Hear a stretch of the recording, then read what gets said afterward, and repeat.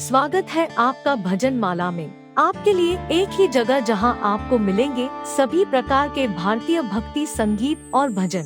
तो अगर आप अपने आध्यात्मिक सफर को संगीत के माध्यम से ऊंचाइयों तक पहुंचाना चाहते हैं, तो हमारे चैनल को सब्सक्राइब करें और भजन माला समुदाय में शामिल हो जाएं। संजय उवाच तं तथा कृपयाविष्ट माश्रुपूर्णाकुलेक्षणम् विषीदान्तमिदं वाक्यमुवाच मधुसूदनः।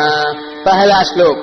संजय बोले, वैसी कायरता से आविष्ट उन अर्जुन के प्रति जो कि विषाद कर रहे हैं और आंसुओं के कारण जिनके नेत्रों की देखने की शक्ति अवरुद्ध हो रही है, भगवान मधुसूदन ये आगे कहे जाने वाले वचन बोले।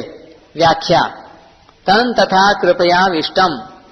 अर्जुन रथ में सारथी रूप से बैठे हुए भगवान को यह आज्ञा देते हैं कि हे अच्युत, मेरे रथ को दोनों सेनाओं के बीच में खड़ा कीजिए, जिससे मैं यह देख लूं कि इस युद्ध में मेरे साथ दो हाथ करने वाले कौन हैं, अर्थात मेरे जैसे शूरवीर के साथ कौन कौन से योद्धा साहस करके लड़ने आए हैं। अपनी मौत सामने देखते हुए भी मेरे साथ लड़ने की उनकी हिम्मत कैसे हुई। इस प्रकार जिस अर्जुन में युद्ध के लिए इतना उत्साह था, वीरता थी, वे ही अर्जुन दोनों सेनाओं में अपने कुटुंबियों को देखकर उनके मरने की आशंका से मोहग्रस्त होकर इतने शोकाकुल हो गए हैं कि उनका शरीर शिथिल हो रहा है, मुख सूख रहा है, शरीर में कंपी आ रही है, रोंगटे खड़े हो रहे हैं, हाथ से धनुष गिर रहा है, त्वचा जल रही है, खड़े रहने की भी शक्ति नहीं रही है और मन भी भ्रमित हो रहा है। कहाँ तो अर्जुन का यह स्वभाव कि न दैन्यम न पलायनम, और कहाँ अर्जुन का कायरता के दोष से शोकाविष्ट होकर रथ के मध्य भाग में बैठ जाना। बड़े आश्चर्य के साथ संजय यही भाव उपर्युक्त पदों से प्रकट कर रहे हैं। पहले अध्याय के 28वें श्लोक में भी संजय ने अर्जुन के लिए कृपया पर्याविष्टः पदों का प्रयोग किया है। अश्रुपूर्णा कुलेक्षणम।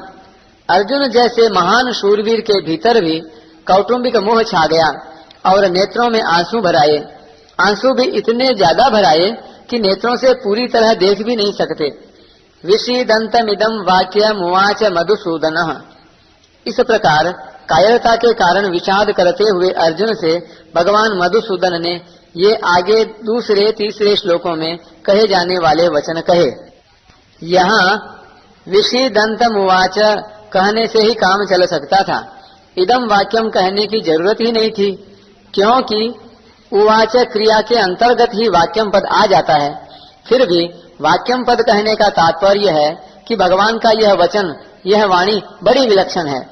अर्जुन में धर्म का बाना पहन कर जो कर्तव्य त्याग रूप बुराई आ गई थी, उस पर यह भगवद वाणी सीधा आघात पहुंचाने वाली है। अर्जुन का युद्ध से उपराम होने का जो निर्णय था, उसमें खलबली मचा देने वाली है। अर्जुन को अपने दोष का ज्ञान कराकर अपने कल्याण की जिज्ञासा जागृत करा देने वाली है।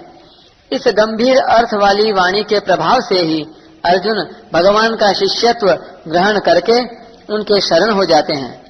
संजय के द्वारा मधुसूदन पद कहने का तात्पर्य है कि भगवान श्री कृष्ण मधु नामक दैत्य को मारने वाले अर्थात दुष्ट स्वभाव वालों का संहार करने वाले हैं।